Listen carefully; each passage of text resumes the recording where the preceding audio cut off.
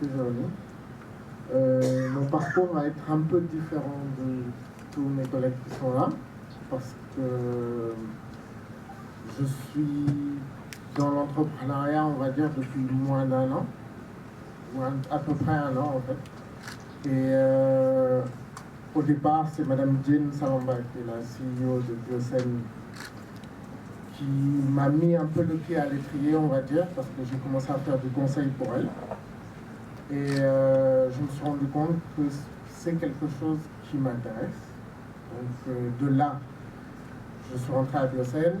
Je me retrouve aujourd'hui à faire, en plus de Biocène, on est en train de monter une plateforme d'approvisionnement canado-sénégalaise qui s'apprête à faire aussi l'Afrique de l'Ouest, qui devrait se lancer bientôt. Umdeal.com, vous pouvez regarder pour voir. Et en parallèle, je fais du conseil pour des gens qui veulent ouvrir et créer leur entreprise. Là, par exemple, je travaille avec un docteur qui veut ouvrir un centre de gestion du stress ici au Sénégal. C'est quelque chose qui est assez novateur, je trouve. Et donc voilà, c'est un parcours différent. J'essaie d'aider, d'apporter beaucoup de conseils, parce que j'ai aussi une expérience dans l'analyse financière et dans l'analyse en général qui me permet de pouvoir apporter un peu. J'espère quand même un peu.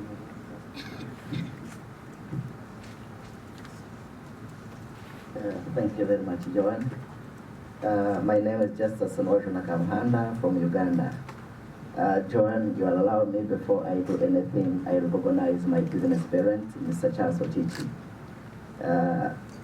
9 years ago, I found myself in his training, and I was dollarless, but now I can confirm that I'm a dollar millionaire. How do I start? Being a friend by a minister and my area MP then, I went to his office to seek for financial help. And he told me, we have a training, entrepreneurship training. I would recommend you to go and attend, and I will pay for you. So I attended training, 5 years training. So after that, Mr. Charles Ochichi continued saying, start now, start now. I never had capital. But he continued saying, start now, because you have the capital, your head is your capital. I went thinking that I should start with a tray of eggs. I buy a tray of eggs, I sell it, I boil it, then I move around town.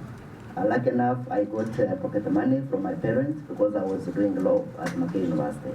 So when I went and reached at the hostel where I was staying, I said I shouldn't go back. It's not working. Whereby somebody comes when he says he's born again, and you give him a management job, and tomorrow you realize that he's really fraudulently taking the things. So as not as a business, but as a relationship. Then also, I've been told that I'm so economical at home. So that's also a challenge, because everything, every penny, I look at it as a business, as a profit to be reinvested. Thank you very much, Joan.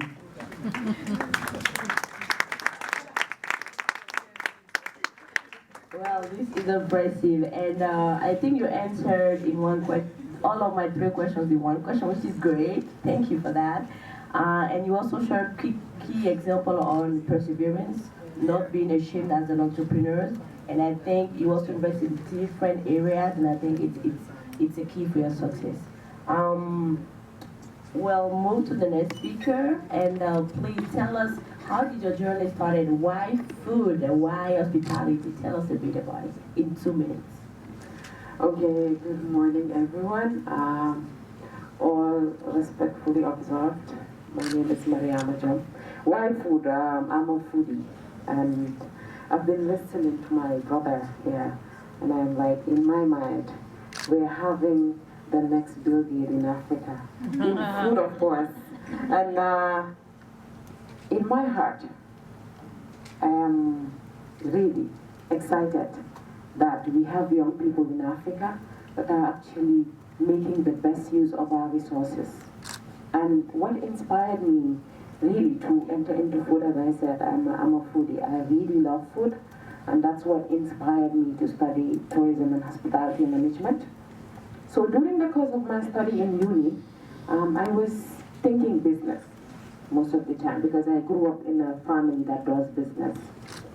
And my mommy, of course, I help all the time in her shop, in her tailoring shop. I do marketing for her, but that was not my thing, fashion, because I can wear everything on anything that I feel like.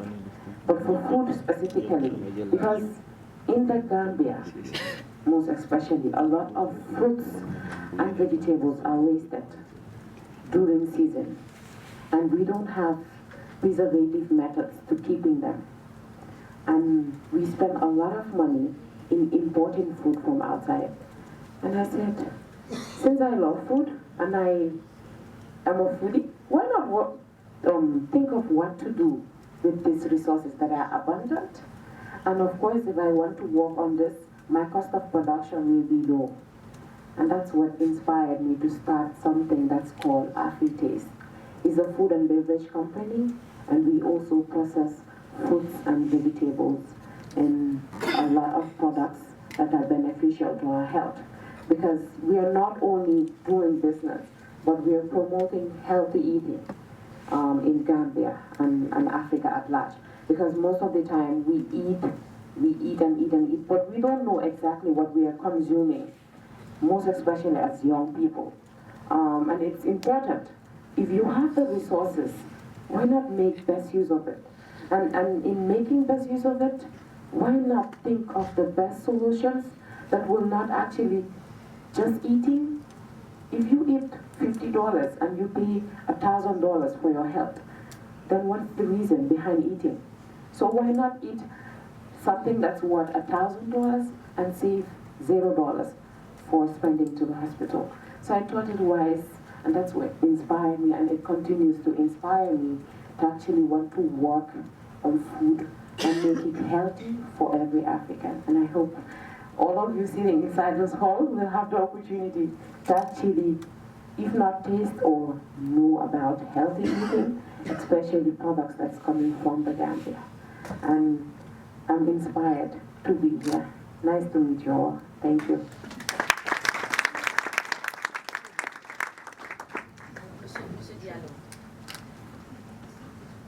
De la communication à l'agriculture, comment ça s'est passé? Alors, déjà, moi, je viens d'un pays qui a le fort potentiel agricole. La Guinée est connue pour avoir en terre arabe, on a à peu près 6 millions d'hectares de terres arabes qui ne sont pas du tout exploités. Et je viens d'une famille, j'aime le dire, je viens d'une famille qui est profondément rurale, qui est composée d'agriculteurs et d'éleveurs, même si les actifs commencent à changer, notamment à raison de plusieurs autres choses. Donc j'ai fait un master en management des médias, après avoir obtenu une maîtrise en sciences politiques. J'ai travaillé pendant longtemps comme journaliste. Et dans mes échanges, j'ai vu qu'il y avait... j'aime bien le métier, mais il y avait d'autres choses que je pouvais apporter. Et je voulais allier quelque chose que j'aimais avec quelque chose où je pouvais trouver des opportunités économiques. Donc, j'avais déjà, on a une autre entreprise qui évolue dans le domaine des médias, donc j'ai mis ça de côté, j'ai confié la gestion à mon frère, et moi je suis reparti à Kimbia, qui est à peu près à 145-150 km à 2 heures de route de Conakry, pour relancer l'exploitation agricole que mon père avait rachetée, mais qu'il avait abandonnée depuis après, disons, 1980. Il l'avait acheté en 1984, je n'étais même pas encore né. Et il a géré et puis il l'a abandonné jusqu'en 2010. Elle était pratiquement à l'abandon. Donc je suis revenu remettre en place les installations. Et je me suis retrouvé confronté, comme beaucoup d'entrepreneurs, à un problème. C'est celui de l'accès au financement. Donc, et c'est là où mon background en communication a joué. Donc j'ai fait une levée de fonds. J'ai organisé entièrement une levée de fonds sur les réseaux sociaux. J'ai réussi à mobiliser la première année 15 000 € qui m'ont permis de démarrer l'activité, de mettre les premières bases de relancer l'exploitation agricole. Et là, récemment, on vient de clôturer notre levée de fonds. C'est vrai que c'est pas énorme, mais ça montre que ça peut marcher. Qu'effectivement, en Afrique, il y a de l'épargne et que les épargnants ont envie de mettre leur argent dans des projets viables, dans des projets qui peuvent marcher, qui peuvent rapporter, mais que derrière, il faut construire la confiance, il faut mettre en place les outils qui permettent de rassurer les petits épargnants. Donc, ce qu'on a fait, c'est que les outils, comme je dis, c'est là où mon background en communication m'a aidé. Mais là où on a, dans cette entreprise, dans cette aventure, là où on a eu des difficultés, c'est peut-être parce que je n'ai pas un background financier. Je ne suis pas du tout un financier, et c'est là où Jatofa qui est l'incubateur où j'avais incubé ma première entreprise, vous êtes venu en aide. On a travaillé sur le modèle économique notamment, on a réfléchi sur quel statut juridique était mieux adapté justement pour lever des fonds. Parce qu'il faut savoir que malheureusement la plupart des entrepreneurs, quand ils se lancent dans le domaine, on va tous vers la plus simple, le plus simple, c'est les SARL. Et les SARL, le plus souvent, elles ne sont pas adaptées lorsque vous voulez lever des fonds, lorsque ça devient un peu plus compliqué. Pour ça, on a réfléchi sur quel est le modèle juridique qui pourrait nous permettre de lever des fonds, de ne pas avoir trop de contraintes juridiques et fiscales notamment, pour pouvoir avoir une activité qui fonctionne, qui démarre, même avec de petits moyens. Donc, là, aujourd'hui, on est sur une exploitation de 54 hectares qu'on continue à développer, et on continue avec le Jatofa Hub à réfléchir justement, comme je dis, Mangoya, l'exploitation où on se trouve, c'est un petit peu un laboratoire expérimental où on expérimente à la fois de nouvelles techniques agricoles, et où aussi on expérimente un modèle de gestion, d'exploitation, de sorte qu'elle soit rentable, mais surtout qu'elle soit pérenne. Donc ce modèle de gestion-là, on travaille avec le Jatofa Hub justement à mettre en place un incubateur agricole qui va permettre de diffuser ce modèle de gestion. Il est en expérimentation, on est en train de tirer les leçons de ce qui marche, de ce qui ne marche pas, mais de diffuser ce modèle, de l'enseigner, de le diffuser auprès d'autres entrepreneurs agricoles qui rencontrent les mêmes difficultés et avec qui on peut réfléchir justement pour lever ces obstacles. Donc je vais aller un peu plus rapidement. Donc, deux choses, moi, de mon expérience. La première chose, c'est lorsque vous vous lancez, puisqu'on parle de formalisation, de mettre dans un cadre formel les entrepreneurs, pour les ramener dans un cadre formel, je pense que la première chose auquel l'entrepreneur doit réfléchir, c'est le statut juridique de l'entreprise qu'il veut, du projet qu'il veut lancer. Parce que ce statut juridique va déterminer tout le processus après qui va suivre, notamment la recherche de financement, les questions fiscales, etc., va déterminer votre démarche entrepreneuriale. La deuxième chose, c'est que, comme je le disais, quand moi je me suis lancé, on a fait une étude, il y a le bureau d'exécution stratégique qui m'a aidé à élaborer un business plan. On a fait une étude, puisqu'on est dans l'agriculture, tous les scénarios montraient qu'avec un crédit, on allait échouer. Alors, les sciences, les technologies, l'innovation, l'entrepreneuriat, quel est votre parcours? Ok, merci de me passer la parole. Mon parcours entrepreneurial a commencé par le plus bel échec de ma vie. Donc, j'ai fait un baccalauréat scientifique et j'ai échoué à l'entrée de la plus grosse école d'ingénieurs au Cameroun, l'école polytechnique. J'ai passé une semaine à m'apitoyer sur mon sort. Dieu, qu'est-ce que j'étais fait? J'étais pourtant forte à l'école, pourquoi j'ai échoué? Et j'allais me retrouver dans une des universités qui était réputée pour être l'une des moins bonnes du pays. Donc j'étais au bout de ma vie. Et quand j'y suis arrivée, je me suis dit, bon, ultime challenge, je suis tombée, j'ai échoué ce que je voulais, ce qui était plus cher pour moi.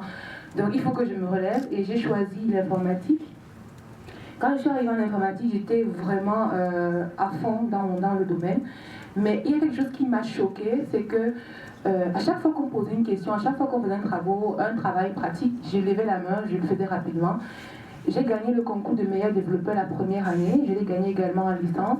Mais à l'opposé, les autres filles étaient réfractaires. C'est-à-dire, à chaque fois qu'on faisait un travail pratique, elles demandaient aux garçons, bon les gars, qu'est-ce que vous voulez manger? On va préparer pendant que vous allez travailler. Et je me disais, mais vous avez choisi une filière scientifique, vous avez choisi une filière technique, mais à chaque fois qu'il y a un travail technique, vous vous cachez derrière les garçons. Qu'est-ce qui se passe? Donc je les trouvais étranges, et en retour, ils me trouvaient super étranges. Donc, je me suis posé la question, j'ai commencé à regarder les communautés qui travaillaient à comment est-ce que les filles voient la science et la technologie, etc. Et je me suis rendu compte que le problème était plus profond que ce que je voyais en fait. En fait, c'est parce que depuis qu'elles étaient à l'école primaire, elles étaient au lycée, elles ont grandi avec la peur des mathématiques, la peur des sciences. D'ailleurs, je suis sûre que si chez vous, vous avez des jumeaux, un garçon et une fille qui sont nés le même jour, si la télécommande tombe en panne, vous allez la donner au garçon, pas à la jeune fille. Comme si le garçon avait subi un entraînement spécial dans le ventre pour pouvoir travailler la télécommande. Donc il y a toutes ces choses-là qui font que la fille en Afrique et même dans le monde grandit avec une peur naturelle de tout ce qui est technique, scientifique et technologique. Donc j'ai joint des communautés où je travaille beaucoup à leur communiquer mon énergie, ma passion. Et je me suis rendu compte que même si c'était plus grand que ça, il y avait aussi à l'opposé des garçons qui étaient dans la même situation, mais pas pour les mêmes raisons. C'est-à-dire qu'on a des parents qui disent tu vas devenir magistrat, tu vas devenir avocat. Ils n'encouragent pas les enfants à dire qu'il va devenir ingénieur de base de données. Pourquoi? Parce qu'ils ne savent même pas que ça existe. Or, nous sommes dans une ère où 85% des métiers de 2030 n'existent pas encore. 90% de ces métiers-là vont nécessiter des compétences en créativité numérique. Mais l'éducation aujourd'hui ne s'y adapte pas vraiment. Donc pendant cette période-là, j'ai fait du mentorat de jeunes filles à l'international pour participer à des compétitions internationales. Elles ont remporté des prix, mais elles étaient toujours en retrait par rapport aux jeunes filles, aux jeunes garçons des pays anglophones. Pourquoi? Pour une simple raison, l'anglais s'est positionné comme la langue de la science et du digital. Donc quand on faisait des compétitions, pendant que les jeunes filles du Cameroun, les jeunes garçons du Cameroun prenaient du temps pour comprendre même d'abord ce qu'on a demandé en anglais, les jeunes Nigériens, les jeunes Kenyans avaient déjà une longueur d'avance parce qu'ils n'apprenaient pas de la langue dans laquelle leur cerveau comprend rapidement. Je me suis donc dit, mais qu'est-ce qui se passe? J'ai commencé à développer un curriculum qui était adapté à la langue. On utilisait les curriculums de l'étranger, des États-Unis, des UK, mais lorsqu'ils disent qu'ils ont un curriculum pour un enfant de 12 ans, c'est un enfant de 12 ans des États-Unis, qui n'est pas un enfant de 12 ans du Cameroun, qui n'est pas un enfant de 12 ans du Sénégal. Donc il y avait un déphasage entre les curriculums qu'on utilisait de l'étranger, dans le déphasage en termes de contenu, le déphasage en termes de langue. Et là on s'est dit, il y a vraiment quelque chose à mettre sur à contribuer. Donc j'ai commencé à concevoir des curriculums qui sont plus adaptés pour la jeune fille camerounaise, pour les jeunes Camerounais, qui est plus adapté à leur langue, qui est plus adapté à leur vécu.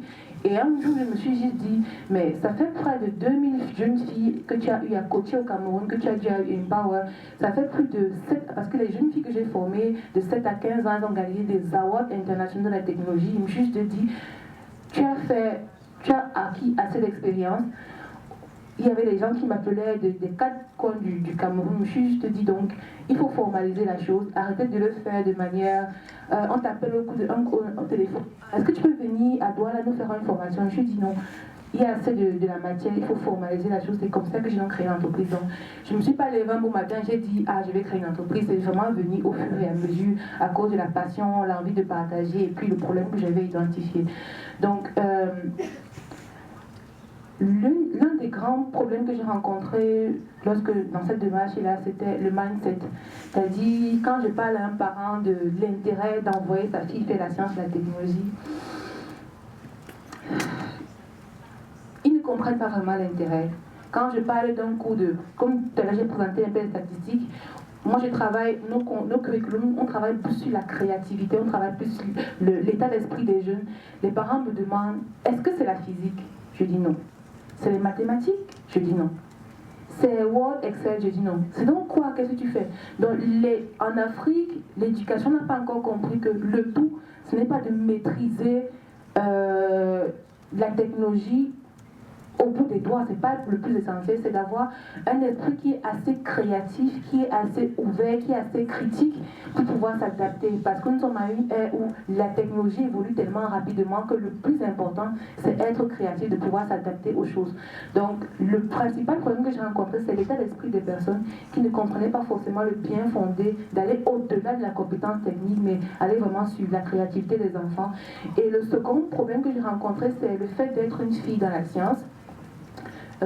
J'ai eu enseigné à l'université Yaoundé 1 où j'étais une femme sur 25 enseignants en fait, où il y a ta famille qui te dit mais moi j'ai fait un doctorat en informatique et on te dit, moi on m'appelle par exemple Bac plus 45, c'est-à-dire depuis que tu étudies là tu n'as jamais fini, donc on dit mais ta fille là elle se marie quand? Elle fait tout ce qu'elle fait là, mais où est le mari, où est l'enfant? Donc c'est quelque chose qui est encore vraiment courant, même si on essaie de se démarquer, on essaie de dire je fais la science, je fais la technologie, la seule chose dont j'ai besoin c'est mon intellect. Mais on nous ramène toujours au besoin fondamental de la femme africaine qui est faire une famille tout de suite, faire des enfants tout de suite. Donc c'est vraiment ça. Et ça m'a demandé d'avoir une vision un peu plus claire de ce que je voulais, c'est-à-dire ne pas juste me dire je vais créer une entreprise, mais le fait d'avoir à cœur cette mission-là, d'inspirer les jeunes, de les initier très tôt à la compétence technologique, à la robotique, à la créativité, me permet d'aller un peu à contre-courant des différents vents qui me ramènent à arrête ce que tu fais, va te marier, va travailler en entreprise, etc. Donc voilà en gros. Merci. Je pense que c'est très inspirant. C'est très inspirant à la mesure, je sens un certain nombre de similarités à ce que vous venez de partager, mon propre vécu. Pour avoir été médecin et actuellement je fais un PhD en santé publique, certaines personnes me demandent mais pourquoi tout ça? Tout simplement parce que j'ai pris conscience que les questions de santé, ce n'est pas seulement l'hôpital, mais on peut également utiliser le pouvoir de la recherche et des sciences pour régler des problèmes de santé. Et c'est très inspirant. Merci. Je vais passer au prochain intervenant, Dr. Charles. So you are a medical doctor and you are a geek of technology and you are one of the most prominent young professionals in science and technology right now on the continent. How has been the interaction between medical doctor technology? What was the journey? Thank you very much for the question. And just to be clear, your initial question was on the challenges for young entrepreneurs. So should I answer both or just... The question was on the journey and emphasizing on the 2 key lessons learned. Okay, so I'll do both. Okay. So yes, I am a medical doctor by training, and it's really very simple. You know, in Nigeria and many parts of Africa, when a kid is smart, your parents give you very few options. So you either become a doctor, a lawyer, an engineer, what's the other one? An accountant, or an embarrassment, right? I don't want to be I didn't want to be an embarrassment at the time, and my dad was the doctor, so it felt like, okay, so I would study medicine. So I got into med school at 16, and to be honest, med school was a bit of a breeze for me. But by the time I was finishing med school, I already knew, and medicine is great, I love medicine, and I would still trace a lot of successes in my life to what medicine gives you. Medicine gives you discipline. It's almost like the military, you know, the way you're trained in medicine. It gives you discipline. It makes you know the value of hard work. So those are things that I would never have learned if I didn't become a doctor. But more importantly, I discovered that by the end of my medical education, I didn't want to sit in a clinic. For the reason that I felt that if I sat down in a clinic, I wouldn't make much of a difference, right? So I graduated as a doctor, already having this feeling that I have to find a way to do something more with my life, right? So while I was doing my medical internship, which is like a 1-year compulsory thing we have in Nigeria, where you're a doctor but you shadow like older doctors. I had this experience where in the middle of the night at 4 a.m., a woman comes with her child that's severely dehydrated as a result of a small thing called diarrhea, right? The child comes in, so this is a young doctor. This is me being a doctor for probably like a month or two. But the child's already dehydrated, and before I could even, intervene, the baby is dead. This baby is 6 months, right? So, and I'm asking the mother, how did this happen? This is diarrhea. You could have handled this at home, right? Salt, sugar, and 1 liter of water. You wouldn't even need to come here, right? But she didn't know what to do. She's a 29-year-old, she's a first-time mother, she wasn't sure what to do, and it was really depressing, and this experience actually wasn't a one-off. In my 1-year internship, I probably had 6 or 7 of these sort of experiences, mothers coming with babies that were already pretty much dead, right? So I said there has to be a way to help mothers, young mothers in Africa, get access to the health information that they need, right? And access to medical personnel without having to physically come to a hospital all the time, because a lot of them cannot afford to go to a hospital. But there's something everyone in Africa, or at least in Nigeria, almost everyone has, which is the mobile phone, right? They say in Nigeria we have 155 million registered mobile phone lines. The average Nigerian has probably 2 or 3 mobile phones, which is crazy, but that's how it is. So that's how I decided to start the company. So that's really the thing between medicine and technology. I co-founded the company basically with the premise that Africa is embracing mobile technology, has embraced mobile technology. There's a mobile technology explosion in Africa. So how can we use these mobile phones that seems to be in the hands of everyone, right, to be able to deliver healthcare? Very simple, and that's how we started. Just to answer the second part of the question, which is my advice to young entrepreneurs, I believe the most important thing for entrepreneurs, you have to enter entrepreneurship for the right reasons. Entrepreneurship now across Africa, especially tech entrepreneurship, seems like the new fad. It seems very sexy in quotes, right? Everybody wants to be the next tech entrepreneur. You've heard of companies that are raising loads of funding in Nigeria, Flutterwave, Paystack, Andela, right? Everybody wants to be like that, but you don't know the story of those guys. Entrepreneurship is a jungle. It's hard work, no sleep, no money for many years, right?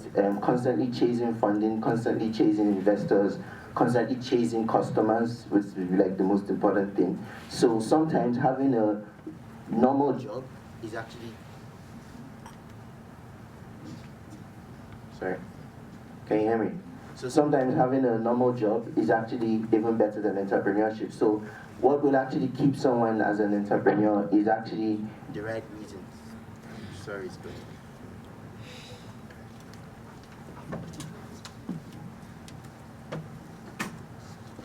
So what keeps someone as an entrepreneur is actually going into entrepreneurship for the right reasons. And then the last takeaway I'll give for intending entrepreneurs is that you have to really not give up. I know we talked about it yesterday, but in the journey of entrepreneurship, there are a lot of things that will go wrong. You will come up with a lot of assumptions. You would think that, oh, once I launch this product, 1,000 people are going to buy the product within 1 week. And in 1 month, nobody will buy the product. That's the truth, right? Entrepreneurs don't tell you this. You see the Jeff Bezos and the Bill Gates, they all had it tough at the beginning, but they stuck at it. And the truth is that in Africa, it's even tougher for us because getting access to funding is harder for us than those in Silicon Valley. Those are the facts. So you have to have very thick skin. You have to keep going. And if you keep going long enough, things will turn out at the end of the day. Thank you. That's very inspiring. Thank you for sharing. Alors, Madame Cherifat, qu'est-ce qui vous a motivé à travailler sur la transformation des déchets, à promouvoir l'environnement, à promouvoir l'économie verte? Parlez-nous rapidement de votre parcours. Donc, en ce qui concerne mon parcours entrepreneurial, il faut dire que Niger Biogaz est un projet que j'ai monté avec 2 de mes promotionnaires quand on était encore sur les bancs, donc à la Cité et tout, à notre dernière année d'études. Donc, ce qui nous a réellement motivés dans la création de ce projet, c'est qu'on était convaincus au fait que c'est bien d'avoir des diplômes, c'est bien d'avoir des compétences, mais pour mettre ces compétences, réellement ces compétences au service de nos idéaux, au service de notre vision, la meilleure voie, la meilleure manière, c'était d'entreprendre. Voilà ce qui nous a poussé à créer ce projet-là.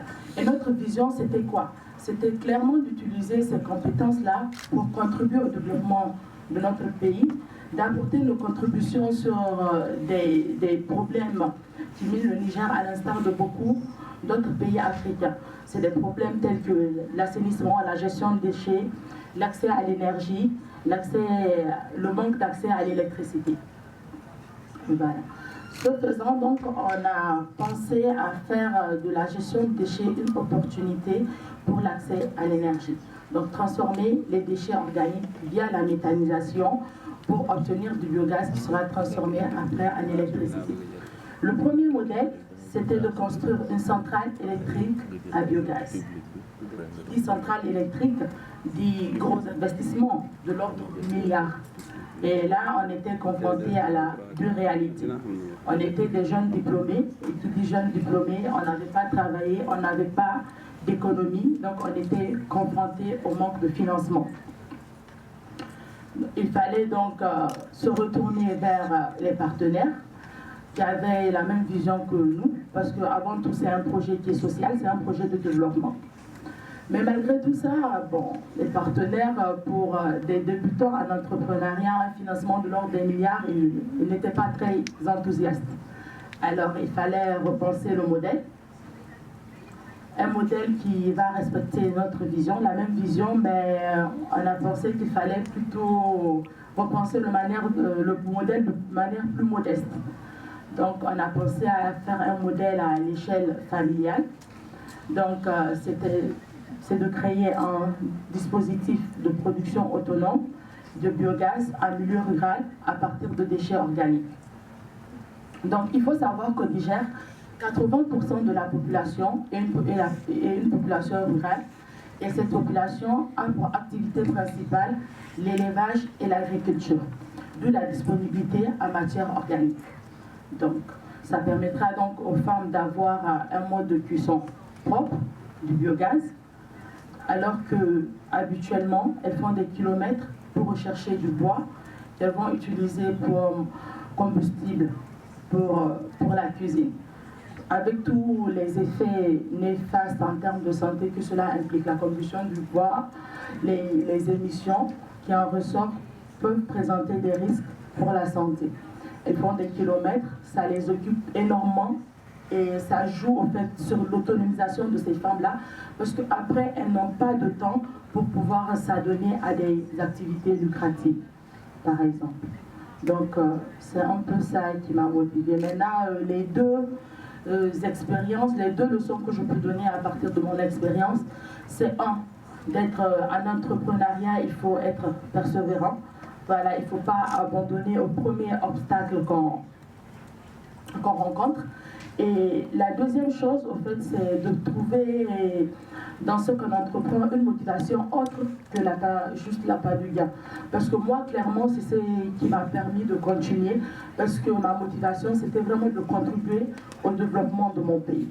Donc, c'est vrai que tous les entreprises n'ont pas la chance d'être des entreprises sociales, mais je me dis que tout type d'entrepreneuriat a au moins une valeur ajoutée, qui est la création d'emplois. Donc, chaque entrepreneur doit au moins se reposer sur ça.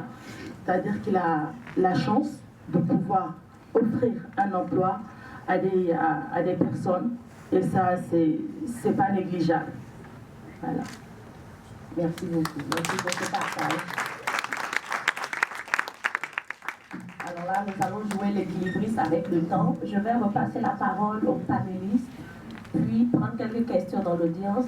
Mais les panélistes, je vais les prier d'être très brefs et vraiment m'aider dans cette tâche en partageant selon eux une soit au marché, soit au réseau connaissance. Une ou deux recommandations que l'équipe ici prendra note pour insérer dans la déclaration que nous sommes en train de finaliser. Et donc ces recommandations sont vraiment importantes pour nous à cette étape. Une fois encore, une ou deux recommandations clés sur comment améliorer l'environnement politique ou les régulations en matière d'affaires, mais aussi l'accès au financement, au marché et aux opportunités.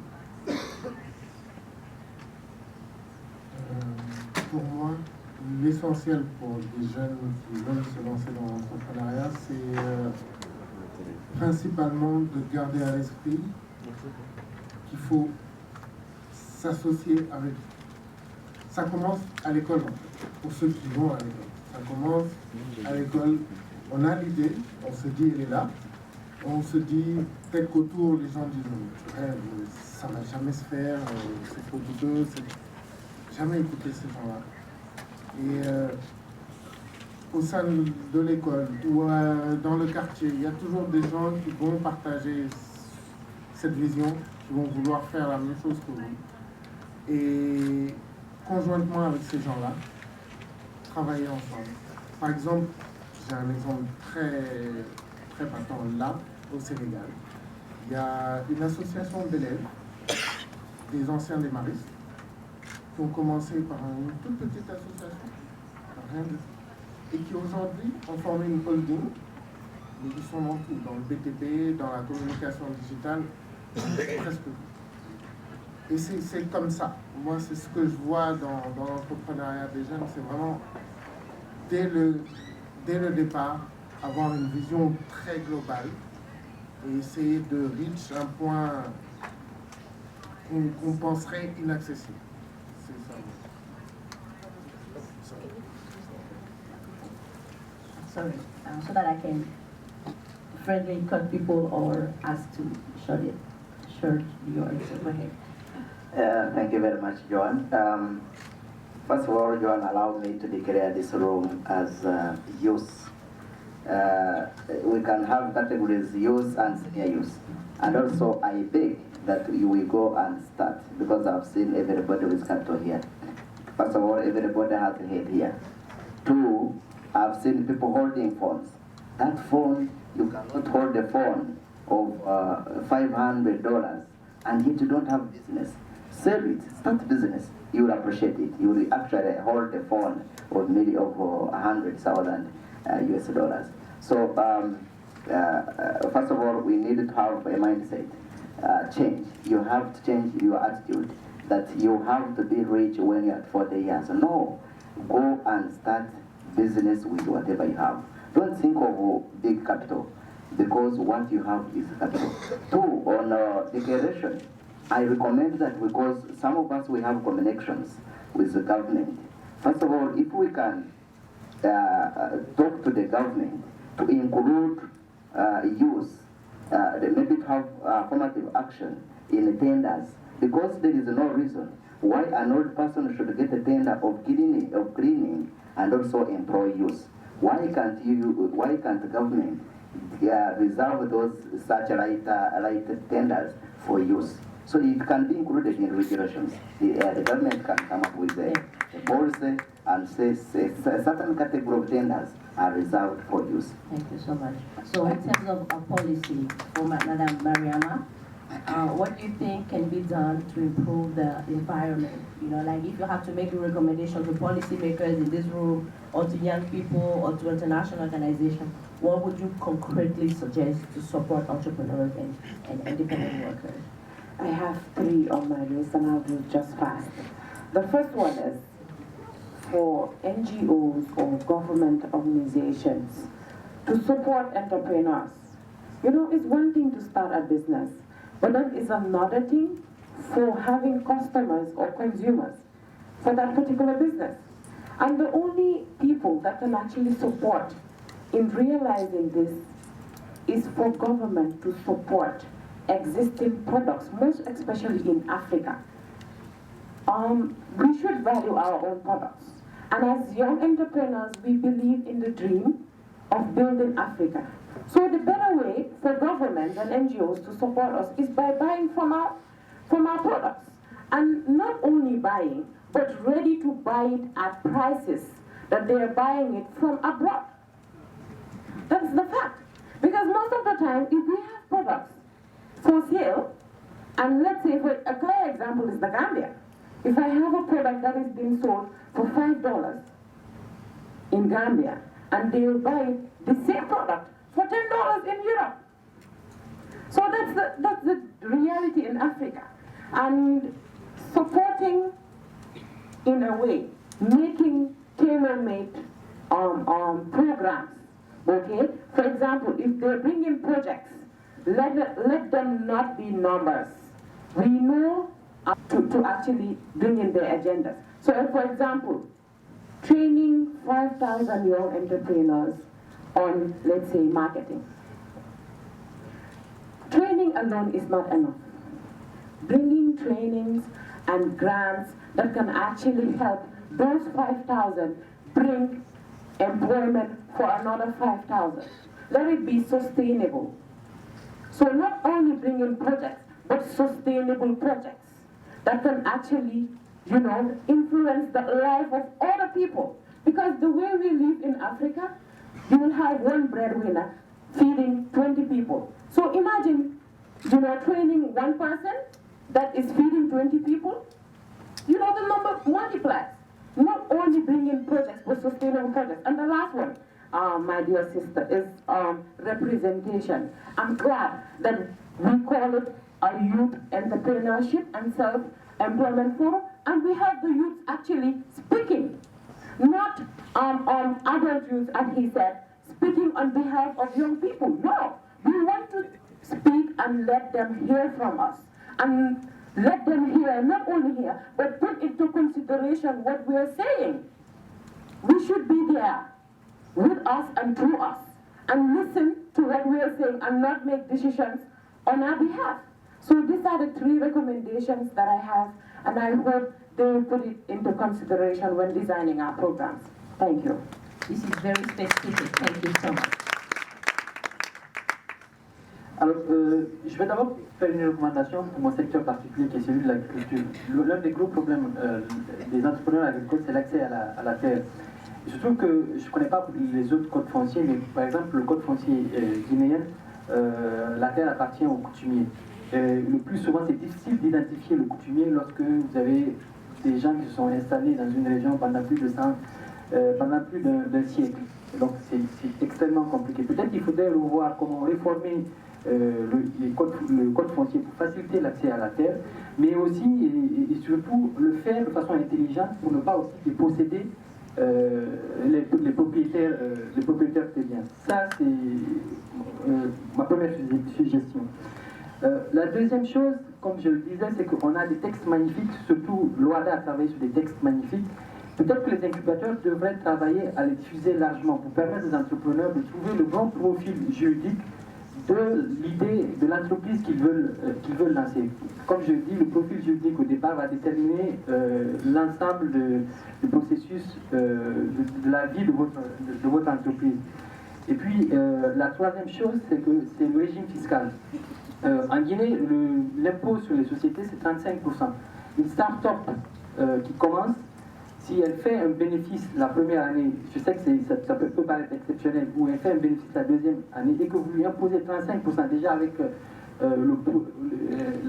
la difficulté d'accès au financement, vous le privez de 35% de ses revenus qu'il pourrait réinvestir pour développer son affaire.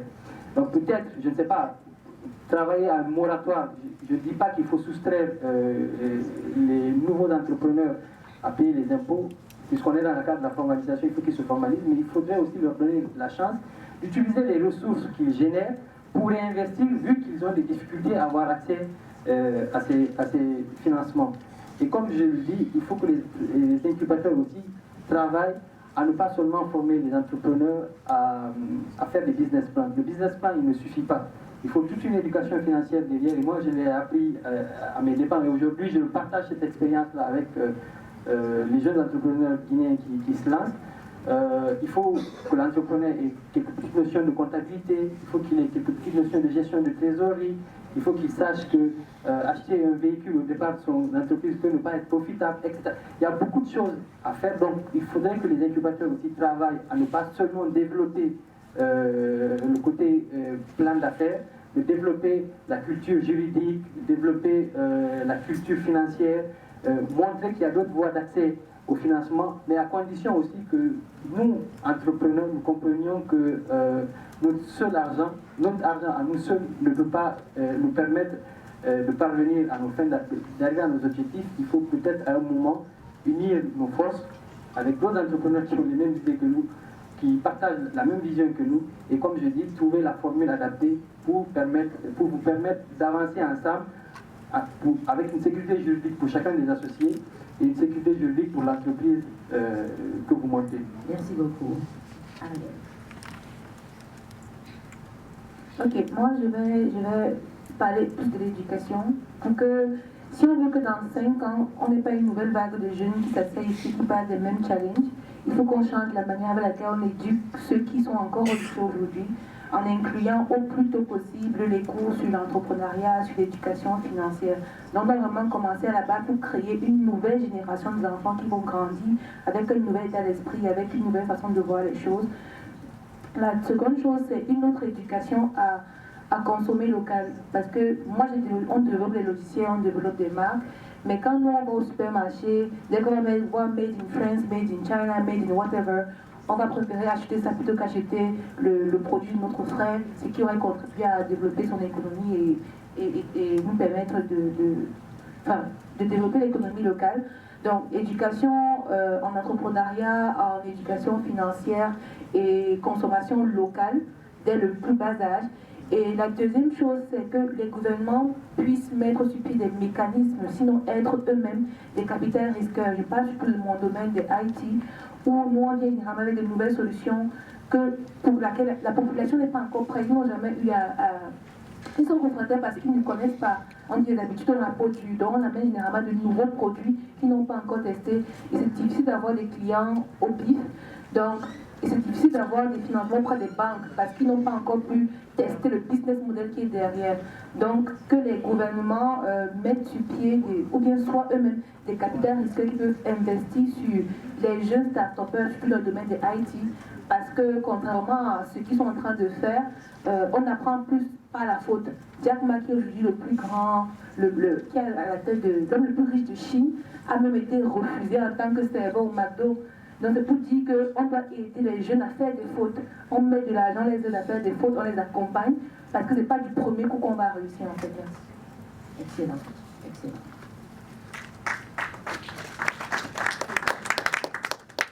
Yeah, so for me, my recommendations are two. For policymakers, and this largely speaks to governments, I think more than ever before, governments have to put their monies where their mouth is, as it were. No one likes to talk about this, but they need to actually put funds available for entrepreneurs. I know that the governments will say there's no money available, the budget is tight, but I think governments and policymakers have to understand that the developmental and social problems that Africa faces will largely be solved by entrepreneurs. Social entrepreneurship is the clear path to solve a lot of these problems in healthcare, in education, in the environment, in women's empowerment. Entrepreneurship will solve this problem. So government has to actually start getting serious and put funds available for these entrepreneurs. It could be 0.5% of the GDP. It could be 1% of the GDP, right? And actually make sure that entrepreneurs who are deserving actually get these funds. Not the usual way where maybe family members and relatives of the people in government get the funds, but actually the entrepreneurs who are on the ground, who are doing these things. Another thing government can do, or policymakers can do, is if obviously governments, the resources of different governments is different, so they can actually collaborate with some of these international agencies to actually get the funds for their local entrepreneurs. And then the second thing is for governments to take advantage of clusters. Now, for a lot of entrepreneurs, especially those in technology, the issues they face, especially with raising funds, is what do they want to use these funds to do. These funds are mainly to basically get them up and running, so things like office space and internet, but the government can help with that. For example, in my state government, one of the things they did was they set up a hub, just a regular innovation hub, and what they've done is for any tech entrepreneur within the city who wants to start up a tech business, you can use an entire building, right, free of charge. So you have 50 to 100 tech businesses who now have office space, they now have access to the internet, and they have 24/7 electricity, right? Why will we not create innovative solutions when you give? So that's another part. So instead of, if you say you don't have $10,000 to give this entrepreneur, then build a building, right? Or renovate a building and put these people there and give them the enabling environment. And these are things I think that governments and policymakers can actually do really easily. So that's my recommendation. Thank you.